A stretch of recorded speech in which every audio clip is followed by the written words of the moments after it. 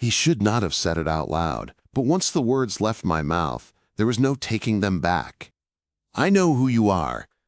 The restaurant went quiet around us, even though the chatter never stopped.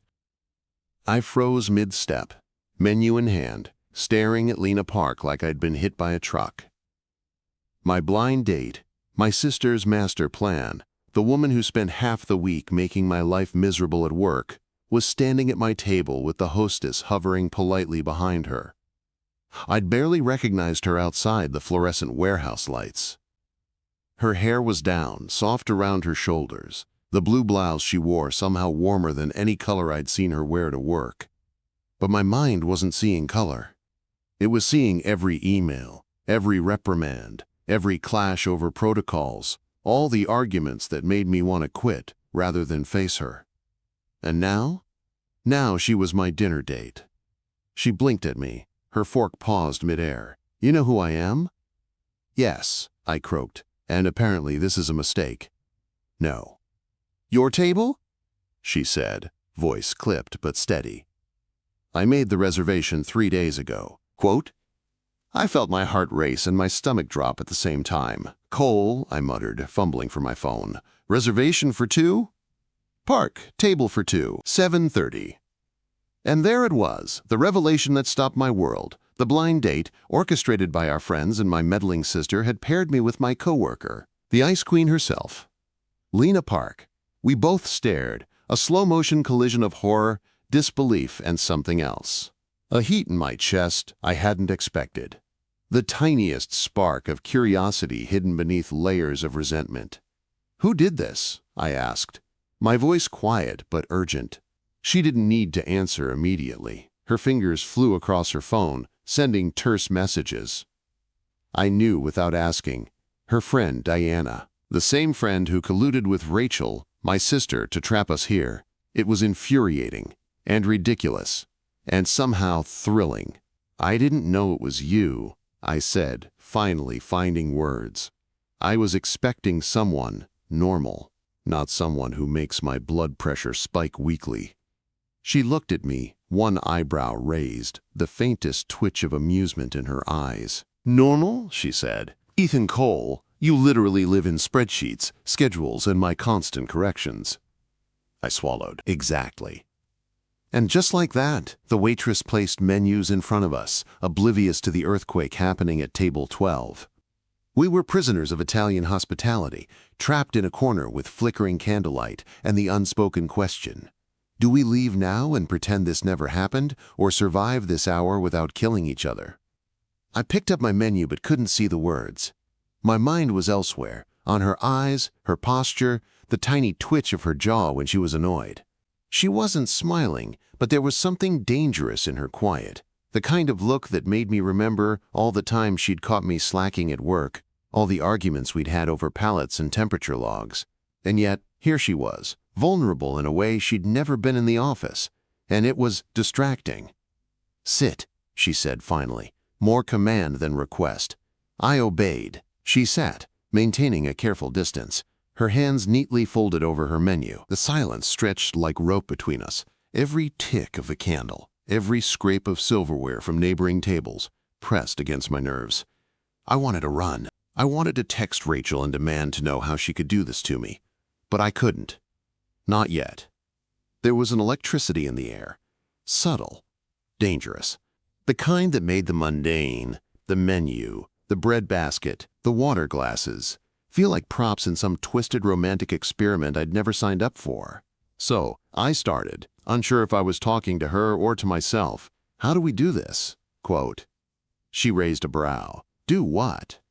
"This. Sit here. Pretend this is normal. Like I didn't just spend 3 months avoiding the idea of dating. Like you didn't just make me want to throw up every time you corrected me at work." Her lips twitched, almost a smile. I was going to ask the same thing. We stared. The awkwardness was tangible, yet, beneath it, a strange current of possibility pulsed. For all the rules we followed at work, all the distance we kept, here we were, alone together, forced into proximity by meddling friends. And I realized, with a mix of horror and something dangerously close to hope, that maybe this could get complicated. My phone buzzed. Rachel, of course, asking if I'd survived. I ignored it, tucking it into my pocket like a dangerous device. Lena's eyes never left mine, and I couldn't look away. I took a breath. "I guess we start with dinner," I said. My voice felt loud in the tiny space. "And see how long we survive."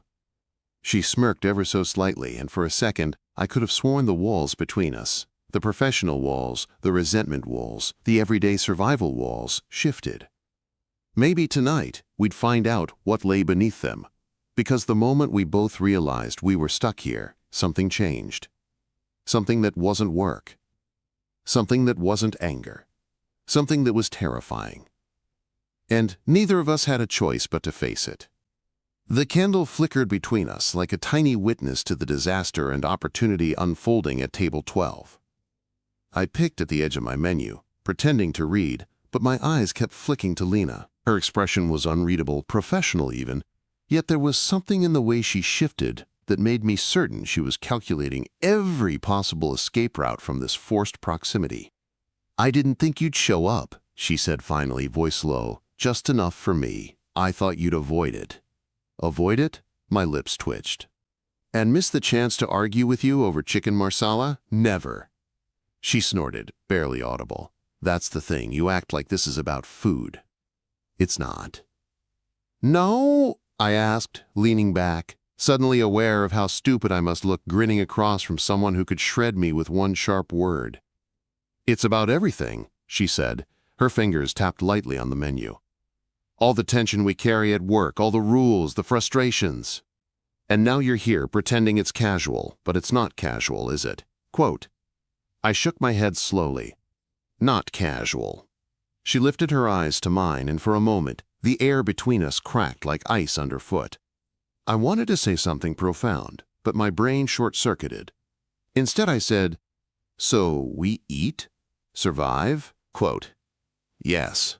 "Survive," she replied, and there was a humorless edge to it. We ordered spaghetti carbonara for me, chicken marsala salad for her, water for both, and the waiter whisked away with the speed of someone who clearly knew better than to interfere with our whatever this was. I stared at my plate when it arrived, but couldn't focus on the food. I couldn't stop thinking about all the Saturdays I'd dropped Mia off at her soccer practices, oblivious to the fact that the coach who made her happiest was sitting across from me right now. All the times I'd ignored her stories about drills, goals, and field strategies, not realizing that Lena Park had been weaving herself into our lives quietly, meticulously.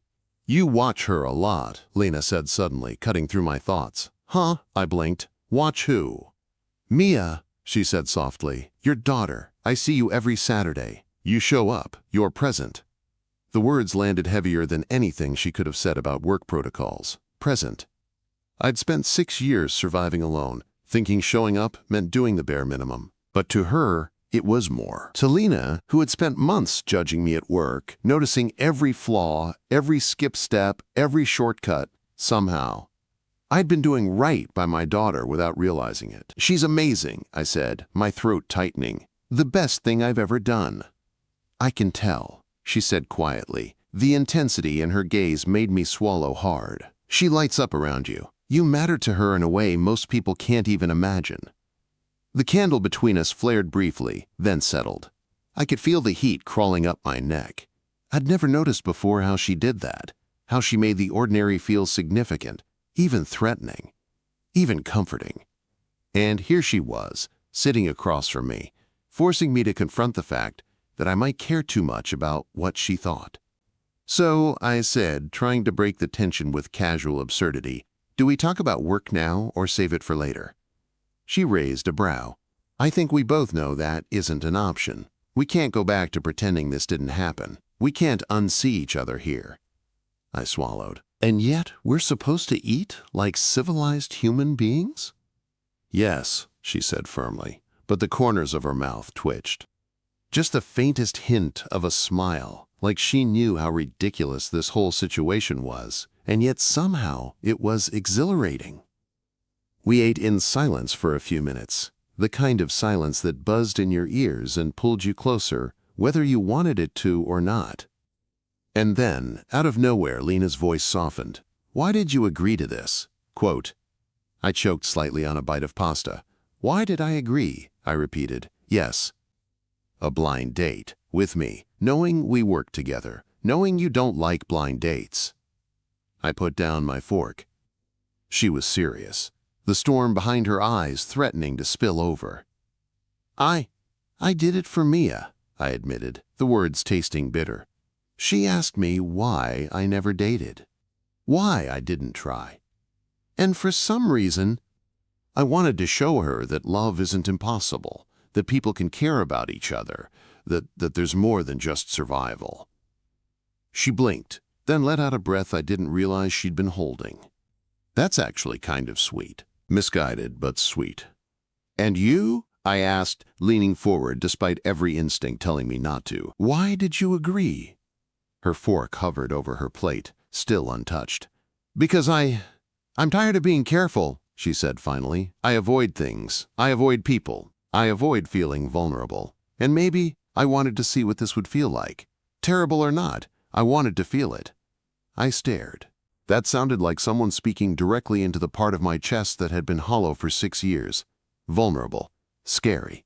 Necessary. Yeah, I said softly, barely above a whisper. I get that. We ate the next few bites in silence, each of us caught up in the other's words, the tension vibrating like a live wire between us. For the first time, I noticed details I'd never seen at work. The subtle curve of her smile, the way her hair caught the candlelight, the faint warmth in her eyes that seemed to soften the edge I'd always associated with her. And then Mia's voice appeared, cutting across the quiet. Dad, did Coach Park see my pass? Did she see it? Quote. The spell broke. Lena blinked, momentarily startled by the intrusion of normal life into our attention. And as I watched my daughter beam at us, I realized something terrifying. The world I'd kept meticulously controlled could get messy in the most beautiful way. Because Lena Park wasn't just my coworker. She wasn't just a complication engineered by meddling friends. She was part of my life now, entwined with the people I loved most. And the thought of ignoring that, of walking away, suddenly seemed impossible. I looked across at her, words caught somewhere between my mouth and my chest. She met my gaze, steady and unflinching, and I realized. This wasn't just a blind date disaster anymore. This was a turning point. 1 hour, 1 meal, 1 conversation.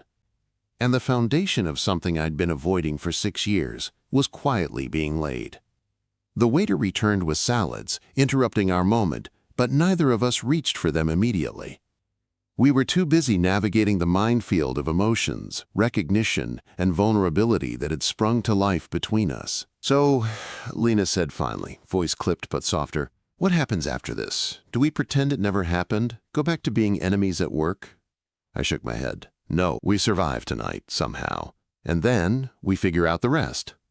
She gave me a look. Sharp, precise, but with a flicker of something softer beneath. And if we can't? I let the silence stretch, letting her feel the weight of my answer. Then we try again. We figure it out together. And for a moment, I saw it reflected in her eyes.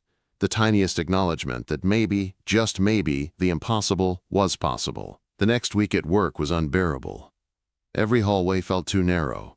Every glance at Lena's desk made my chest tighten, and every email ping felt like an ambush. We moved like strangers, professional, polite, measured. But the undercurrent of Friday night hummed between us, electric and unspoken. It was Thursday when it all came crashing down. The shipment. Refrigerated goods, temperature logs, falsified data, and a potential food safety disaster. I'd been so careful in my personal life, trying not to let Friday's dinner spill into the warehouse. I had failed spectacularly. Cole, Lena's voice cut through my office door like a knife. My office. Now. I followed, dread twisting my stomach. She stood behind her desk, arms crossed, eyes sharp as ever, yet I caught a hint of exhaustion. My chest tightened. I had a feeling this wasn't just about the shipment.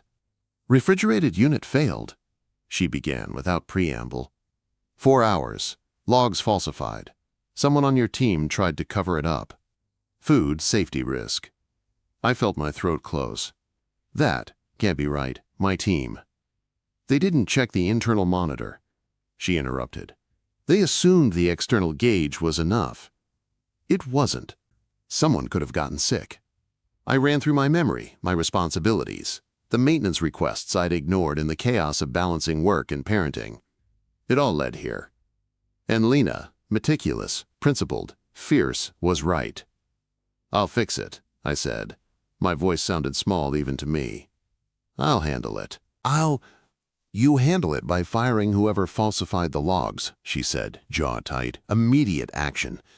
I flinched. "Lena, I need to investigate first. I can't just—" "It's my authority. You don't get to decide," she snapped. Her eyes burned into mine.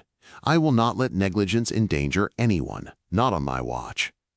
I wanted to argue, to plead, to remind her we weren't just colleagues, we were human, and mistakes happen. But I knew she was right. And beneath my frustration was a strange relief. She was doing her job, fiercely and honestly, without compromise. Back in my office, I pulled up every log, cross-referenced shifts, reviewed maintenance requests. Tommy. Marcus. The pieces fell into place. Broken equipment, overlooked emails, human error, layered over miscommunication. And yet, Lena's fury, professional as it was, forced me to confront my own failings. By late afternoon, I walked into her office. She was still there, posture rigid, eyes on me. "I know what happened," I said, voice steady despite the tension gnawing at me. She didn't respond immediately, letting me feel the weight of her stare. "Go on," she said finally. "Equipment malfunction. Night supervisor misled by broken gauge. Team member tried to compensate. It wasn't deliberate falsification. It was a chain reaction of oversight and mistakes." She tilted her head, reading me like a report. "And you?" I exhaled. I should have followed up on maintenance requests. I didn't. I was distracted. That's on me, not Tommy. Her shoulders eased slightly. "And the write-up I recommended?" "Withdrawn," I said, surprising myself with how firmly the words came. Formal warning, mandatory retraining, but no termination. "He doesn't deserve it." Lena considered me, eyes softening for the briefest second. "You take responsibility. You take the hit." "That's more than most would do." I shrugged. I had no choice. The tension between us didn't vanish, but something shifted. The fear, the anger, the professional rigidity. It softened. For the first time, we were on the same side. Against the world, against mistakes, against our own fears. The ride home that evening with Mia was quiet in the way only exhaustion can make it. She chattered about practice, about goals, about how Coach Park had made her feel like a soccer genius. I smiled, but my mind kept drifting to Lena, to the way she had looked at me when I admitted fault, the subtle warmth behind her professional mask. Saturday came. Rain threatened, but neither Mia nor I would let it stop us. I arrived at the soccer complex to find Lena already setting up cones, her expression focused but calm. She glanced at me as I approached, and for the first time since Friday I saw her unguarded, slightly nervous, maybe, but open. "Here for practice?" she said, teasing, yet serious. "Yes," I replied, "and to supervise chaos." She smiled faintly. "It's organized chaos, thank you very much." Mia ran past, squealing, and the moment shattered. Lena coached with intensity and patience, demonstrating drills, correcting form, praising effort. I watched, fascinated. This was the woman I dreaded dining with, arguing with, now completely alive, present, brilliant in a way that didn't intimidate but demanded respect. During a water break, I approached. "You're incredible with them," I said, gesturing to the kids sprawled across the field. She tilted her head. "So are they." "Makes my job easier." "No," I said softly, "you make them better." "And Mia," I paused, unsure how much to say. "Mia loves you." Her eyes softened. "She's a great kid." "She's more than that. She's everything." The words slipped out, unplanned, like a confession. For a heartbeat, she didn't respond. And then, quietly, "Thank you. That means something." I stepped closer, instinctively. "I mean it. You've been part of our lives more than you know." Friday night. practice, lunch, everything. And I misjudged you, thought you were impossible.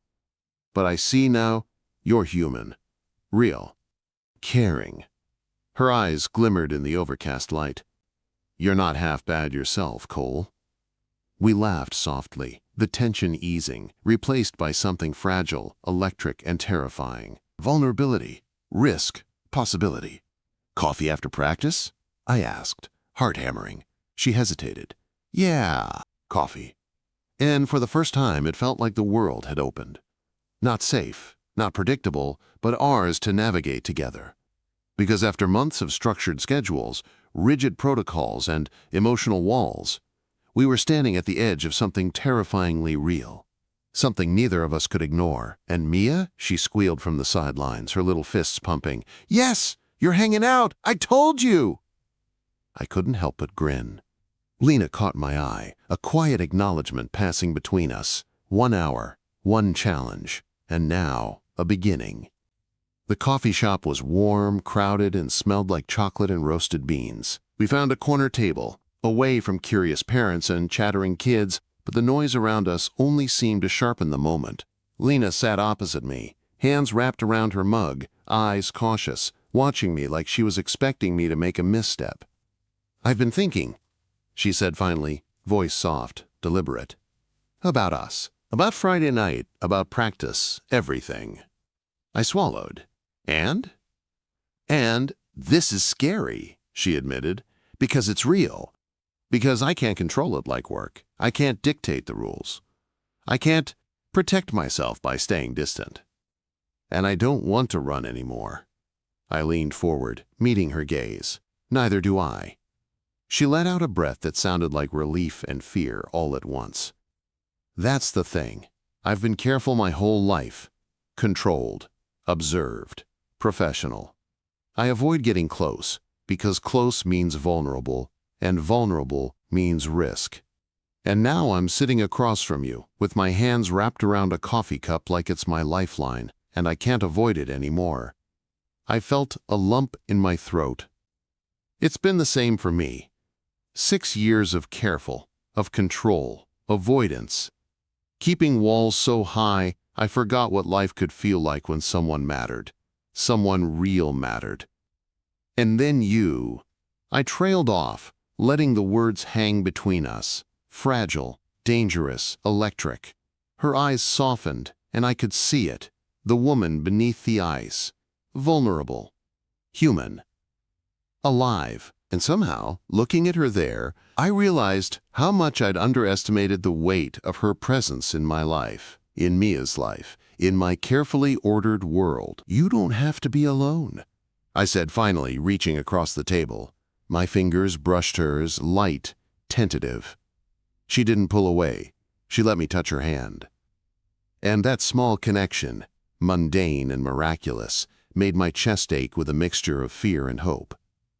"I know," she whispered, "but it's terrifying. Because if I let myself care, if I let myself feel, I might get hurt. And if I let myself care," I said softly, "I might hurt you, or fail Mia. Or fail at everything." Her lips twitched into the faintest smile.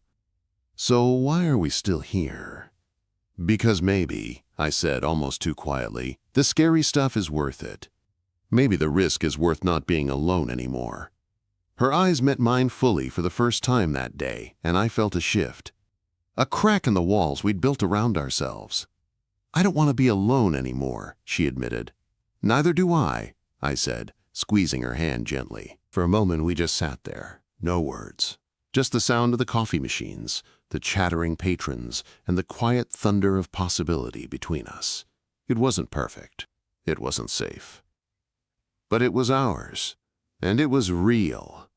Mia appeared then, bounding over with a chocolate chip cookie in each hand. She froze when she saw our hands touching and squealed. "You're holding hands! I approve! This is perfect!" Lena laughed softly, covering her mouth to hide it, and I realized how easily she could melt under the right circumstances.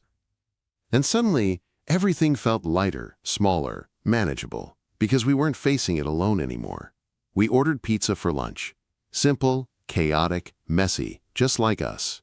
Mia dominated the table with stories of soccer drills, passing strategies, and coaching brilliance. Lena answered every question patiently, genuinely interested. And I watched, struck by how natural she was with my daughter. "She's incredible," I said, quieter than I intended, watching Lena kneel to adjust Mia's shoelaces mid-bite. "She makes it easy," Lena said, shrugging lightly. "She's smart, observant, energetic, and she's got a dad who clearly adores her."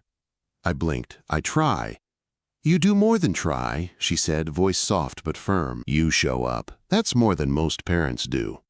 The words settled over me, heavy and warm, and I realized that in her eyes, I wasn't just Ethan Cole, the tired supervisor drowning in logistics and spreadsheets. I was someone who mattered. To her. To Mia. To the life we were quietly starting to build together. Mia, of course, didn't wait for permission. "Dad, you have to tell her about your feelings," she squealed, chocolate smudging the corner of her mouth. "Tell her, now!" I looked at Lena. Her eyes sparkled with amusement and caution, warning me silently, but inviting me anyway. I took a breath. "I like you," I said finally, more than I should admit.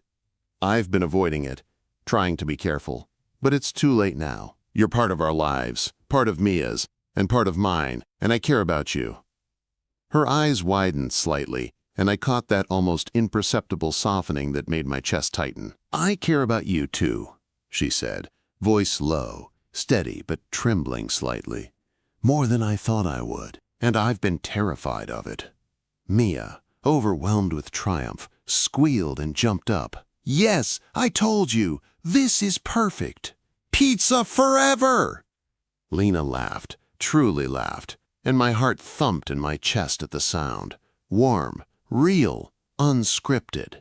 We finished our lunch, the conversation easing into lighter things. Favorite movies, Mia's obsession with dinosaurs. Terrible puns we both laughed at too loudly. And somewhere in the middle of it all, I realized something terrifying and exhilarating. I was happy. Fully, uncontrollably happy. We left the coffee shop holding hands, small, careful steps across wet pavement. Lena paused at her car, fingers brushing mine again. "We're going to screw this up sometimes," she said softly. "Absolutely," I agreed, smiling. "But maybe that's okay." She let out a small laugh, breath visible in the cool air. "Maybe." And for the first time in years, I didn't want to go back to control, to routine, to distance. I wanted this. Complicated, messy, terrifying, real. I wanted her. Because finally, for the first time since Mia was born, I felt like life could be bigger than survival. And that was worth every risk. The week that followed was a tightrope.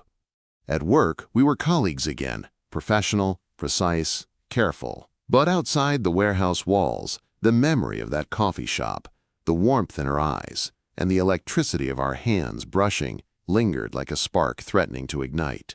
Saturday morning arrived with drizzle, typical fall in the city, cold, gray, uncomfortable. Mia bounded into my room at 6:45 a.m., already dressed in her soccer uniform. "Dad, hurry! Coach Park is already at the field. We're going to be late." I groaned, grabbed my coffee, and followed her. Lena was already there, setting up cones with her usual meticulous precision, her hair pulled back, face focused but softer than I remembered at the office. She glanced up as we approached, and I caught that flicker of warmth again, the one that made everything I'd been avoiding impossible to ignore. "Good morning, Mr. Cole," she said, eyes sharp as ever. "And Mia, ready for a productive session?" "Absolutely," Mia shouted, practically vibrating with excitement. I settled on the sideline, folding my arms, pretending I wasn't captivated by Lena's movements. She moved between kids with authority and patience, demonstrating drills herself, encouraging them, correcting mistakes with kindness. She was completely in her element, and I felt something new, admiration that went beyond respect. After the first half of practice, Lena called for a water break. I approached cautiously. "You're incredible with them," I said quietly. She glanced up, letting a faint smile slip. "They make it easy." And Mia is particularly remarkable. She's amazing, I said softly. She lights up when she talks about you. Her expression softened, just a hint, but it was enough to make my chest tighten. I noticed she mentioned her dad a few times. You're a good parent. I try, I said, shrugging, but the truth was heavier than the words. I tried and failed and carried the weight of everything I wasn't. We lingered there, the drizzle falling lightly around us, the kids distracted by their water bottles and laughter. I could feel the air between us shifting, full of unspoken confessions and restrained desire. Coffee after this? I asked, heart hammering. She hesitated, then nodded. Yeah, coffee. Mia, oblivious to our tension, tugged at Lena's hand. Coach Park, you have to come have pizza with us? Lena laughed, genuine and warm. I have plans, but maybe I can rearrange them, she said softly. I watched her. The precision, the control, the fire at work, it was still there, but now paired with laughter and warmth. The collision of these two sides of her made my chest ache in ways I didn't expect. After practice, we headed to the pizza place, Mia chattering incessantly, analyzing every play, comparing drills to what she'd seen at school. Lena answered her questions with patience, occasionally throwing me a sideways glance that made me feel both nervous and alive. We settled into a booth. The chaos of the restaurant faded around us, but the tension didn't. It simmered, subtle, persistent. Ethan, Lena said finally, voice low, about the audit. I stiffened, of course. The warehouse. Work. Always work. It went fine, I said carefully. We explained everything. There was no impropriety. HR was satisfied. She exhaled, running a hand through her hair. Good. I was worried it might complicate things between us. I reached across the table, brushing her hand lightly. We'll navigate it. Together. She looked at me, and I saw something break through the armor. Relief, vulnerability, trust. It was terrifying and exhilarating. We ordered pizza, half pepperoni for Mia, half vegetarian for Lena. She didn't eat much, but watched Mia with a smile that reached her eyes. And I realized again how much I'd underestimated her, not just as a coworker, but as someone capable of love, patience, and care. Mia shoved a slice toward Lena. Eat. It's good. And it's my favorite. Try it. Lena chuckled, taking the slice. I suppose I must. Quote, I watched the way she interacted with my daughter, the way Mia responded, respectful, happy, unguarded, and I felt a fierce surge of gratitude, not just for her presence, but for the fact that she had chosen to be part of this messy, complicated life we were building. Between bites, Lena leaned across the table. Ethan. Yeah, I said, heart pounding. I'm scared. About this, about us, about messing it up. I smiled, soft but reassuring. Me too, but maybe that's okay. Maybe the scary stuff is worth it. She met my gaze fully, hands tightening around her slice. You really mean that? I do, I said. I don't want to be alone anymore, and I don't want you to be alone either. We can do this, carefully, cautiously, but together. Her lips curved into the smallest, most tentative smile. Together, she repeated, like testing the word, letting it roll around her mouth. Mia, sensing the moment, squealed. Finally, I knew it. You're holding hands. And lunch with pizza. This is perfect. Quote. We laughed, all three of us, and I realized life didn't have to be simple or predictable. Messy, yes, complicated, yes, but also alive, vibrant, and full of potential. After lunch, we walked back to the car, Lena brushing rain from her hair, Mia skipping ahead. I kept my hand lightly on hers, letting the contact linger. The spark, the connection, the possibility. It wasn't gone. Not after coffee, not after practice, not after pizza. She paused at her car. This is new and weird, but good. Yes, I said, good, terrifying, but good. We stood there in the drizzle, the world around us gray and wet, and I realized something terrifying. I didn't want this to be temporary. I wanted her in my life. I wanted her alongside Mia. I wanted to risk everything for this. For us. And in that quiet, rain-soaked moment, with my daughter watching, I knew we were stepping into something that might be hard, messy, and unpredictable. But also, maybe for the first time in years, worth it. Monday morning arrived with the usual warehouse hum. The fluorescent lights, the clatter of pallets, the murmurs of coworkers. It all felt sharper, heavier. Lena was already at her desk when I arrived, hair pulled back, glasses on, professional as ever. The Friday night and weekend magic hadn't followed us into work. Not yet. I passed her quietly. Morning. Morning, Mr. Cole, she replied, eyes forward, clipboard in hand. No warmth, no hint of what had happened over pizza and coffee. Just business. And I hated it. For the next few days, we maintained a fragile balance.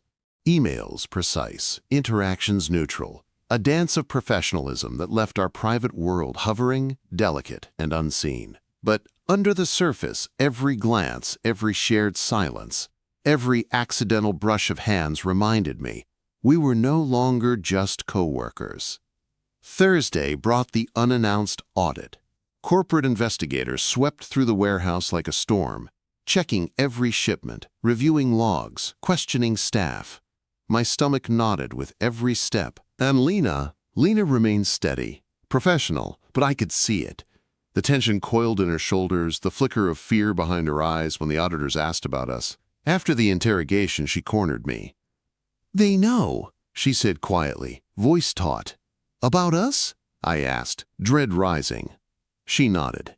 "They're looking for anything that might suggest favoritism, bias, mistakes, influenced by our personal connection. If they find anything, we could both lose a lot." I swallowed hard. "Then we tell them the truth, full disclosure. Careful, precise, honest." Her lips pressed into a thin line. "And if they don't believe us? Then we face it together," I said firmly. Her eyes softened, just for a moment.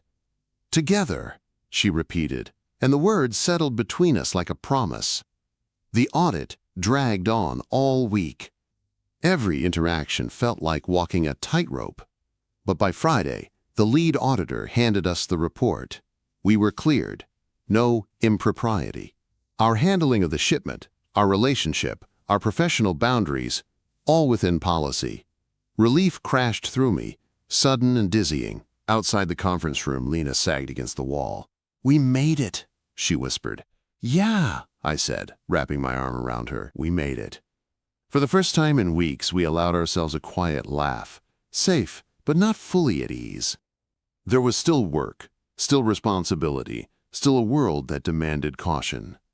But the tension, the fear, the suffocating weight of possibility, it had lifted, just enough.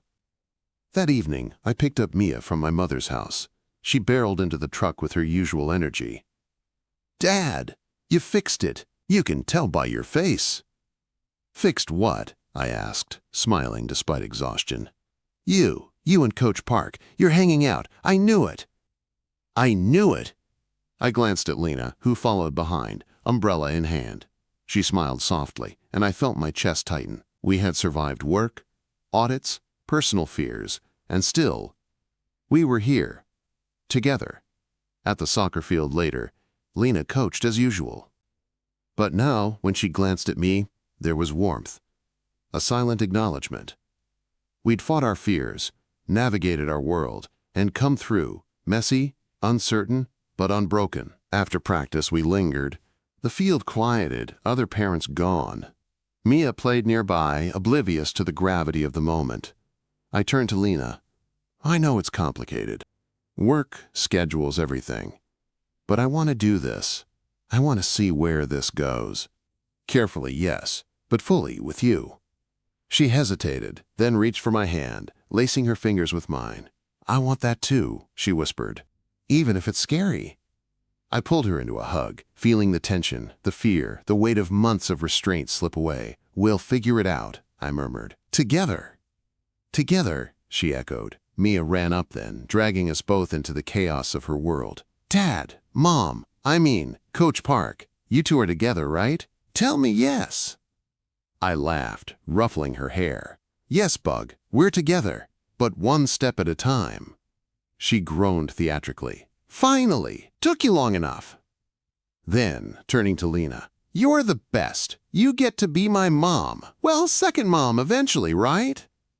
Lena laughed, eyes soft. Eventually, she said, glancing at me with a small, secretive smile. That night, after Mia was asleep, I stared at my phone. A single message from Lena.